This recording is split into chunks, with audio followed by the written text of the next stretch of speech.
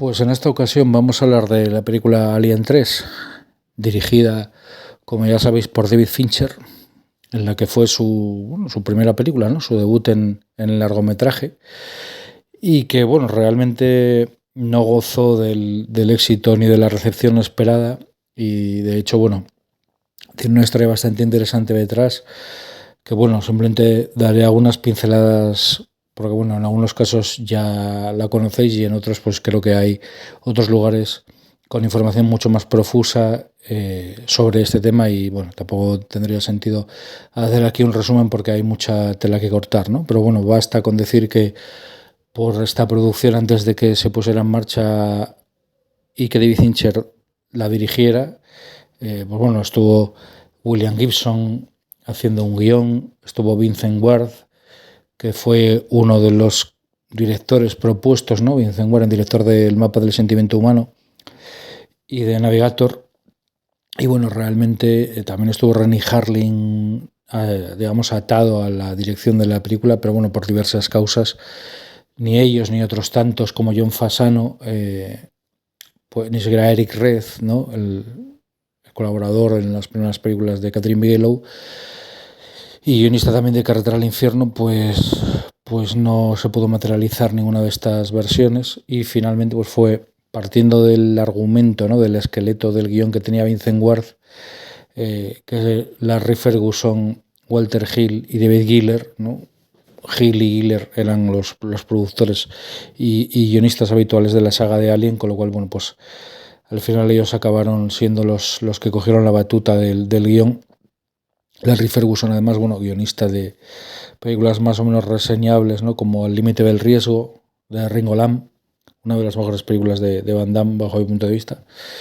Y pues en este caso, como os decía, la primera película de David Fincher, con $50 millones de presupuesto, entiendo que la Fox creería que al ser un director novel o novato, pues que iban a poder controlarle y hacer un poco, él iba a hacer un poco lo que ellos le dijeran, pero sin embargo no fue así, sino todo lo contrario. David Fincher guerreó por su visión de la película, lo despidieron más de 3 veces, volvieron a contratarle, unas idas y venidas, un montón de interferencias por parte de la 20th Century Fox hacia el director, obligándole a hacer cosas que él no quería, a darse más prisa en rodarlo, ¿no? Realmente, pues él quería hacer una película con una estética muy cuidada, muy trabajada, con unos planos, una puesta en escena muy impactante, con unos movimientos de cámara muy elegantes, muy sofisticados. Y al final en la película es cierto que mucho de eso está recogido, ¿no? En el producto final, pero sí que es cierto que de haber dejado que Fincher completara su visión al 100%, yo creo que sería una película mucho más interesante de lo que es, que aún así a mí me parece que es una película muy estimable, ¿no? Entonces, es cierto que está Sigourney Weaver por ahí de productora y que luchó bastante porque Fincher siguiera al frente del proyecto, a pesar de que desde la Fox pues estaban un poco cansados de luchar contra este hombre que realmente no tenía nada detrás, que ningún andamiaje detrás que lo sostuviera como para que le hicieran caso y siguieran su visión, ¿no? Sin interferencias. Y pues como suele pasar con estos casos, y a diferencia, por ejemplo, de James Cameron, que ya tenía un éxito grande a sus espaldas con Terminator, cuando se hizo cargo de Aliens, pues evidentemente no es comparable, ¿no? Pero los dos vienen del mundo técnico, ¿no? Al final David Fincher es un tío que viene de lo técnico, del mundo de los efectos visuales, trabajó un tiempo en la compañía de Industrial Light and Magic de George Lucas haciendo efectos visuales, ¿no? Y diseños y demás. Entonces, es un hombre que viene de un mundo audiovisual, no audiovisual, sino visual, mayoritariamente, más que sea un hombre que venga del mundo de los guiones, como puede ser Walter Hill, ¿no? Que empezó como guionista para otra gente. Entonces, en el caso de Fincher, como os digo, un hombre que luego, pues eso, ¿no? En Seven, en El Club de la Lucha, en The Game, en Zodiac, incluso en La Habitación del Pánico, que quizás es una de las películas que a mí menos me gustan de él, pero en cualquier caso es un tío muy solvente y a nivel visual ya ha demostrado de lo que es capaz, ¿no? Un tío bastante respetado, además, dentro de la industria, con un puñado de películas de bastante éxito, ¿no? Además, un hombre querido por grandes estrellas como Brad Pitt, ¿no? Con el que ha trabajado varias ocasiones, ¿no?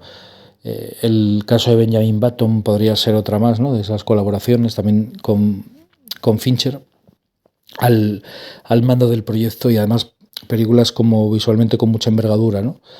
Y como os decía, bueno, pues la película tiene bastantes problemas de producción por estas interferencias de la productora, y al final, pues bueno, esto deviene, aparte del problema de no tener un guión definitivo cerrado antes de empezar el rodaje y que se tengan que improvisar ciertas cosas, pues esto lleva un poco, es un poco la metáfora o el elemento que puede servir de referencia para el resto de la película, ¿no? Y en ese caso, pues como os decía, todos los problemas de producción que luego además no acaban en el rodaje, sino que luego llega a haber unos reshoots, ¿no? Se vuelven a grabar nuevas escenas en contra de lo que quería Fincher, y luego él empieza a hacer un montaje, pero la Fox enseguida lo echa para atrás y lo despide de la producción, con lo cual él ya no tiene nada que ver en el resultado final de Alien 3, en el producto que se estrena en el año 92, y que es una versión bastante descafeinada respecto a lo que Fincher quería hacer, ¿no? Cuando a principios de los 2000 se sacaron las ediciones especiales de las 4 películas de Alien, sí que se invitó, bueno, sobre todo a Jean-Pierre Jeunet, porque bueno, la versión de Ridley Scott, la versión del director ya se había estrenado en cines un poco antes, del 2003, y creo que se estrenó, no recuerdo exactamente el año, no sé si fue 2001 o 2002, más o menos, pero bueno, digamos que el estreno del montaje del director de Ridley Scott sirvió un poco de como de acicate o de presión para que realmente luego salieran los montajes o las versiones extendidas de las otras 3, ¿no?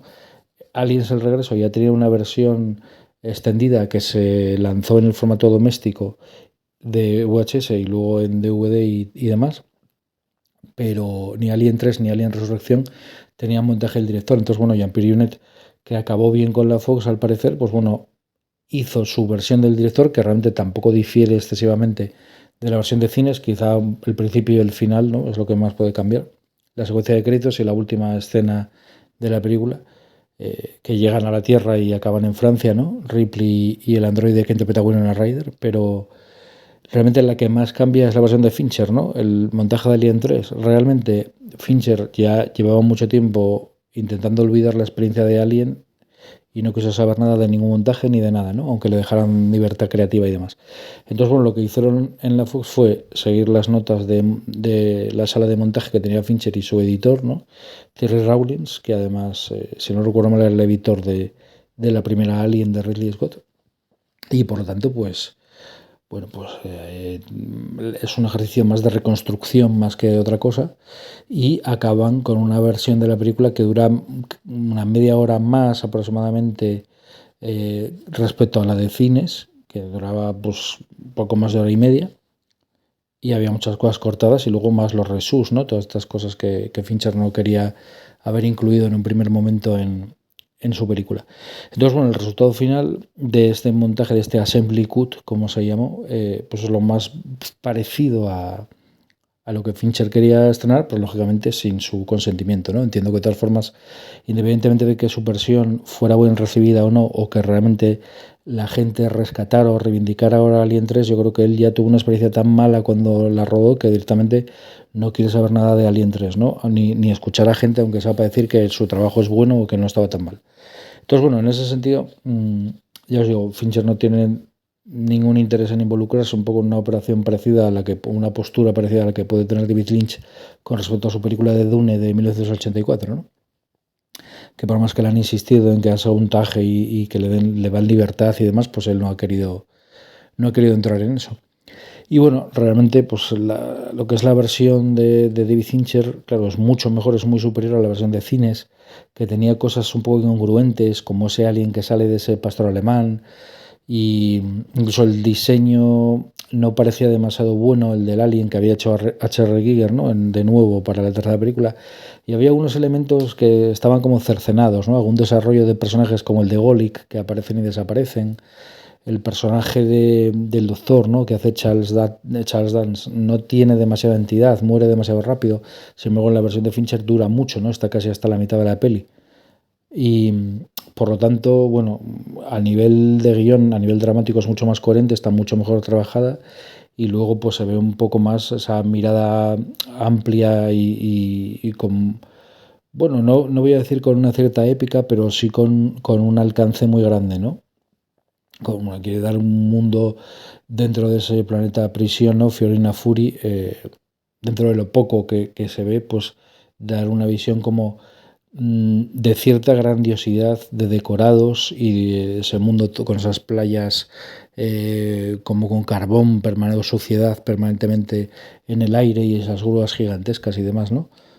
O sea, hay una sensación como de escala bastante grande dentro de lo que le permite una película que al final está reducida a espacios que tienen que dar claustrofobia o que tienen que dar mal rollo, ¿no? Entonces, bueno, tampoco tendría sentido hacer una película a lo David Lynch, vamos a decir, pero, o sea, a lo David Lynch, perdón, no a lo David Lynch, sino a lo David Lynch, ¿no? Así con estos paisajes tan extensos, ¿no? Y estas panorámicas así tan deslumbrantes, ¿no? Si es algo más gótico, algo más oscuro, siniestro, jugando mucho con los colores, ¿no? La paleta de colores, estos colores tierra, estos colores ocres, verdosos, azules, que evidentemente había otros cineastas que ya los habían utilizado antes, pero que claramente películas como el Batman de Matt Reeves le deben mucho, ¿no? A David Fincher y, bueno, especialmente a su trabajo en Alien 3 y Seven, que son un poco sus trabajos seminales en ese sentido.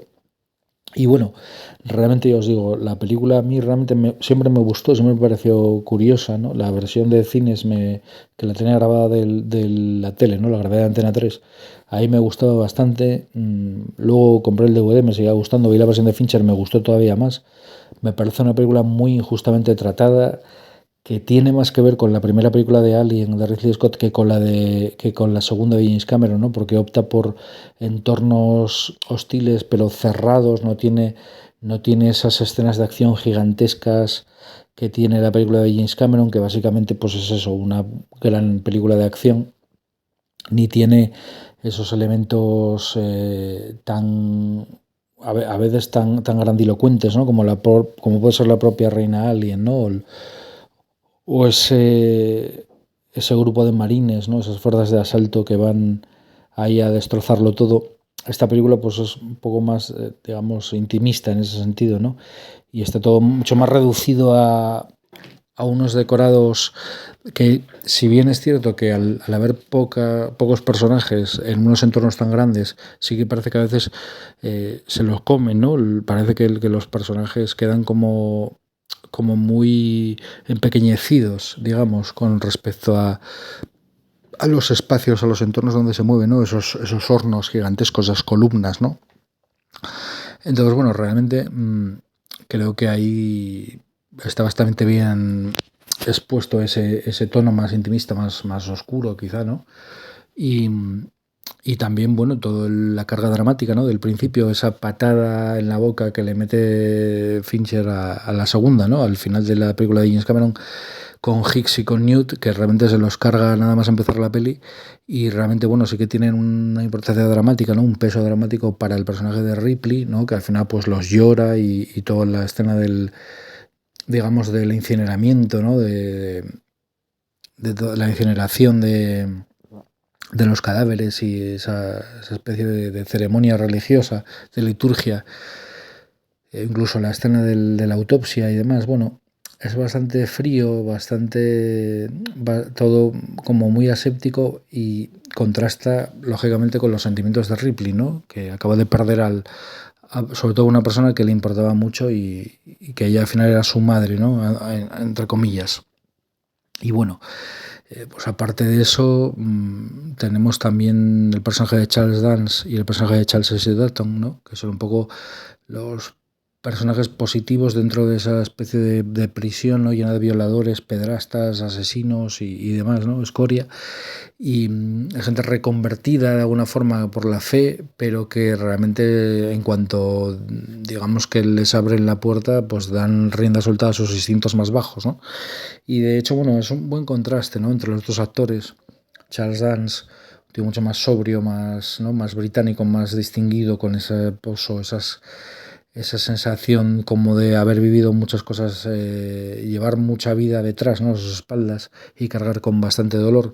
Y por otra parte, pues Charles S. Dalton, que es un tío mucho más enérgico, ¿no? Más agresivo, más combativo y es un aliado físico para Ripley, pues digamos que donde Charles Dance es alguien que estimula su mente, ¿no? La mente de Ripley, pues Charles Statham, digamos que es el brazo, digamos, ejecutor, ¿no? El músculo que le falta a Ripley para hacer lo que tiene que hacer, ¿no? Y además, bueno, estamos hablando de una película también bastante deprimente, que entiendo que podría no ser del gusto del público de la época, ¿no? Más que nada porque, bueno, venimos de una Ripley guerrera que quiere luchar y acabar con todos los aliens y con la reina y demás, no tiene miedo a nada, y sin embargo en esta tercera película está diciendo que quiere morir, ¿no? Quiere suicidarse. Es como una película protagonizada por una suicida, y además sabiendo que carga con el alien que va a salir inminentemente de su pecho, con la, digamos, con esa sensación de agobio, ¿no? De cuenta atrás,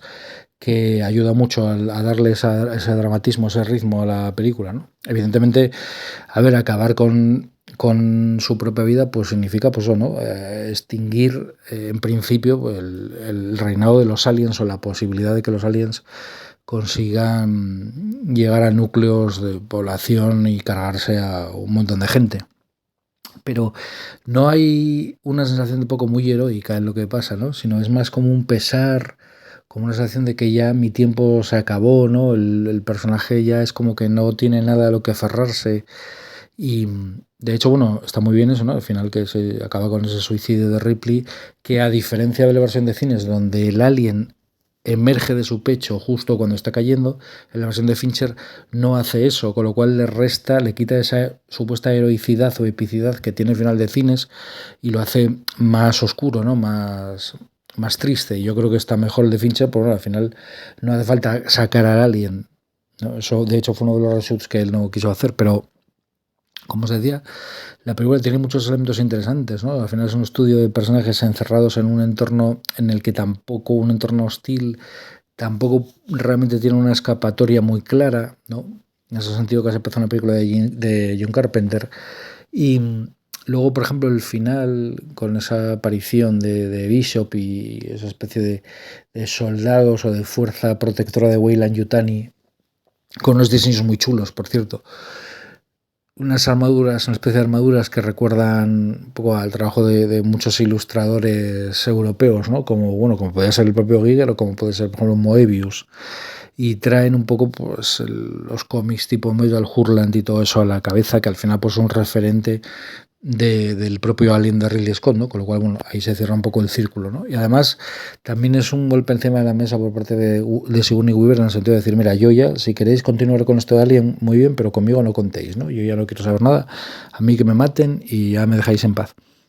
Y eso está bastante bien, ella hace una interpretación bastante sólida, bastante buena, lógicamente mucho mejor retratada en la versión de David Fincher, o en ese Assembly Cut, ¿no? Que realmente no, como os he dicho, no hay tal versión de David Fincher oficialmente, porque él no tuvo nada que ver con ello, con ese montaje, pero bueno, en cualquier caso tiene mucho más sentido, ¿no? Y entiendo que Fincher estaría, dentro de que lo haya visto o no, entiendo que debería de estar más contento con esta versión, que además ya os digo que, bueno, en general la película ha sufrido un poco de reivindicación, ¿no? Ha entrado un poco dentro del mundo del culto, y bueno, me parece que se lo merece. Y como os digo, la película tiene muchos elementos o sea, a nivel visual es una pasada, es una película impresionante, que anticipa todo lo que luego se celebró en Seven, pero realmente ya estaba en Alien 3. Me parece que tiene cosas muy innovadoras, como ese plano subjetivo del alien subiendo por la pared, trepando a toda velocidad, ¿no? Que es muy impactante, muy impresionante. Y luego todo el trabajo estético, fotográfico, la iluminación, todo es una auténtica pasada, como está hecho eso. Al final las atmósferas están muy trabajadas, pues igual que estaban trabajadas en sus anuncios o en sus vídeos musicales, ¿no? El trabajo de Fincher, al final, bueno, aunque bebiera de otros, ¿no? Como Russell Mulcahy o Tony Scott, pero evidentemente, digo, con una voz propia, y ya os digo, me parece que es una pena que se despachase esta película como si fuera simplemente un ejercicio más de recaudación por parte de la Fox, ¿no? De sacar dinero de la gallina de los huevos de oro de Alien. Y creo que no es para nada justo, y creo que al final la visión del autor, la visión del artista, traspasa la película como producto capitalizable, vamos a decir. y me parece ya os digo, una película muy estimable, ¿no? Además, bueno, aparte de que está Alec Thompson en la fotografía, un tío súper reputado, súper contrastado, ¿no? Que luego iría a hacer Máximo Riesgo con Renny Harlin, pero que había hecho, por ejemplo, cosas como Excalibur, ¿no? Entonces estamos hablando de un tío que de los más importantes directores de fotografía de la época en activo y bueno, no hay que olvidar que el propio Jordan Cronenweth, el director de fotografía de Blade Runner, también un tío muy importante, aunque ya estaba ya un poco enfermo el pobre, realmente pues fue su último trabajo, uno de los últimos trabajos. Empezó a hacer Alien 3, pero bueno, a los pocos días, yo creo que estuvo como un par de semanas más o menos, y luego ya lo tuvieron que despedir porque era demasiado lento su trabajo, se tomaba demasiada, digamos que, claro, él no podía hacerlo más rápido, ¿no? Entonces, bueno, pues la Fox no querían esperar tanto tiempo y dijeron, venga, hay que despedir a este tío y coge a otro que ruede rápido, ¿no? Es cierto que también luego hace la fotografía de una película bastante interesante también como análisis final de Phil Joannou, del mismo año además, pero bueno, en cualquier caso, ya os digo, estamos hablando de que aquí está pues lo mejor de cada casa, por decirlo así, ¿no? Norman Reynolds, el diseño de producción que ya venía heredado de cuando iba a dirigir la Vincent Ward. Entonces, bueno, ahí realmente creo que, independientemente de las influencias que haya, evidentemente pues la influencia de Vincent Ward hasta un punto pues está ahí, pero evidentemente es la película de David Fincher, ¿no? Es un poco absurdo, pues yo qué sé, sería como si intentáramos atribuirle La Máscara del Zorro a Robert Rodríguez, que es cierto que era el director original y que ya había hecho mucha preproducción y el reparto y había contratado a su equipo técnico, pero realmente luego la película es de Martin Campbell, ¿no? Que es cierto que, por ejemplo, hereda a Cecilia Montiel, por ejemplo, y a Graciela Mazón en el vestuario y en el diseño de producción. Evidentemente esas dos mujeres estaban puestas ahí por Robert Rodríguez, pero eso no significa que aunque hubiera utilizado muchas de las localizaciones y de los diseños que los utilizó Martin Campbell de lo que había hecho Rodríguez, no significa que la película sea de Robert Rodríguez, ni mucho menos. Al final, y menos Martin Campbell, que es un tío que le va a dar su impronta personal, ¿no? Aunque sea un tío de un cine, digamos, de, entre comillas, un experto en cine de acción, pero que quizá no ha hecho un cine muy autoral aparentemente, pero sin embargo luego sus películas, pues al igual yo que sé que por ejemplo Richard Donner, tienen muchos elementos en común de unas películas a las otras, ¿no? Entonces sí, tiene algo tal como un estilo propio, por lo menos para mí, solo que hay que analizarlo en profundidad para verlo, ¿no? No es tan claro, por ejemplo, como en David Fincher, que es un director, todos los directores al final que tienen una impronta visual tan marcada, yo creo que es muy difícil que no hagan cosas reconocibles, aunque sean películas incluso a veces ajenas a ellos, ¿no? Pero por lo general su ojo, ¿no? Su mirada, pues acaba estando por encima de cualquier proyecto en el que se metan. Así que nada, yo os digo, Alien 3 es una película que merece mucho la pena, hay que revisitarla otra vez, y si no la habéis visto, pues descubrirla por primera vez en esta versión, eso sí, del director del Assembly Cut, bueno, que como os he dicho no es la versión del director, pero bueno, ya me entendéis. Así que nada, espero que le deis otra oportunidad y veáis la película realmente por lo que es, ¿no? Y yo creo que os va a sorprender y sobre todo vais a ver algo bastante vanguardista dentro de lo que es una producción de Hollywood, ya os digo, de 50 millones de dólares, que bueno, evidentemente pues no fue un fracaso de taquilla, pero desde luego no fue el gran negocio que la Fox quería que fuese, ¿no? Y bueno, yo entiendo también que la película de David Fincher, ¿no? La película que quería hacer David Fincher tenía poco que ver con arrasar en taquilla y tenía más que ver con un relato deprimente, con el fin de unos personajes, ¿no? Sobre todo el personaje de Ripley, con su fin, su capítulo final, ¿no? Y como película crepuscular entiendo que no fuese lo que la gente pretendía ver de algo como Alien, ¿no? Entonces, bueno, en ese sentido, pues es verdad que el Alien se ve poco, que bueno, pues achacarle las expectativas de cada uno, pues cada uno le podrá achacar lo que considere, ¿no? Pero viendo la película por lo que es, yo creo que es una película muy estimable y además tiene cosas rarísimas, ¿no? Como ese momento de esa especie de alien perro, ¿no? Que sale del buey, ahí en una especie de zona como donde tienen como a las reses, ¿no? Ahí como que las abren a los bueyes y los utilizan de alimento, entiendo, pero bueno, realmente esa despensa, ese almacén donde tienen, digamos, la carne, todo lleno de sangre, lógicamente, una especie de matadero, digamos, De ahí, de uno de los bueyes contaminados, sale el alien, que es una especie de perro, ¿no? Así un poco extraño. Que bueno, lógicamente, pues tiene también su gracia, ¿no? Porque de hecho, bueno, algunos planos lógicamente no se pudieron terminar porque digamos que la idea que quería Fincher chocaba con la de Fox en algunos efectos visuales y por lo tanto pues al final nunca llegaron a completarlos y para la versión esta del Assembly Cut pues ya digamos que lo completaron a posteriori con algún efecto digital que bueno, más o menos es más que nada composición digital más que crear una imagen virtual o en 3D literalmente, ¿no? Son como incluir, por ejemplo, el Alien en algunos momentos que realmente no se había rodado y no podían disponer de ese material, tuvieron que generarlo por ordenador, pero bueno, dentro de un plano que sí que se había rodado, ¿no? Para luego incluir ópticamente, entiendo, en la época y luego ya digitalmente en principios de los 2000, ¿no?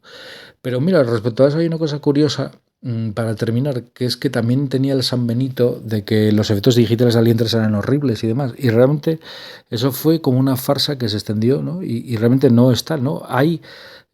Concretamente hay un plano que sí que tiene efectos digitales, que es cuando el alien le cae el cromo ese y digamos que, bueno, el metal ese candente, ¿no? Que está al rojo vivo y le destroza todo plomo, creo que era, ¿no? Me parece no cromo, sino plomo. Le resquebraja toda la cabeza. Eso sí está hecho digitalmente, pero el resto de apariciones de Alien no hay efectos digitales. No existen esos efectos digitales supuestamente que la gente decía que eran horribles. Lo que se utilizó fue, lógicamente, composiciones ópticas del alien, ¿no? Pues en algunos casos era una marioneta, ¿no? Lo que llaman, bueno, ahí le llamaban Rod Puppet, ¿no? Era una especie de marioneta como de varillas que la movían lógicamente en un croma y luego ópticamente hacían la composición y claro, el movimiento era rarísimo, entonces es verdad que, la sensación que da es rara, el efecto es raro, pero no es que esté mal hecho, no es que sea cutre ni que los efectos digitales son horribles, es que no hay tal efecto digital, sino que al utilizar esa marioneta de varillas y luego componerla dentro de otro plano, además hay que tener en cuenta la escala y demás, es un proceso bastante complicado, bastante arduo. Y ahí Richard Edlund, ¿no? Sobre esos efectos visuales de grandes películas como Poltergeist, por ejemplo. Entonces, pues ahí lógicamente fue una labor complicada de hacer. Y ya os digo, los efectos visuales son bastante, en general están bastante bien. Y sí que es verdad que estos momentos ahí del alien, cuando no es una marioneta de, digamos, de tamaño real o una marioneta que esté en el plano con el resto de los elementos o un hombre disfrazado, ¿no? En este caso, pues Tom Woodruff disfrazado de alien. Yo hasta eso lo siempre, un tío disfrazado de alien, pero cuando no es eso, cuando es una composición óptica de esta marioneta de varillas o otros elementos, o un muñeco o una maqueta o lo que sea, ahí, bueno, puede dar una sensación un poco más rara, pero bueno, son los efectos de la época, las composiciones ópticas de la época, ¿no? O sea, también alguna composición digital que, bueno, por estar en sus primeros años, digamos, entre comillas, ¿no? Pues puede resultar, digamos, a lo mejor un poco más extraño, ¿no? Al ojo, pero en cualquier caso no me parece que sea algo negativo. Ya os digo, todos los efectos digitales es mentira.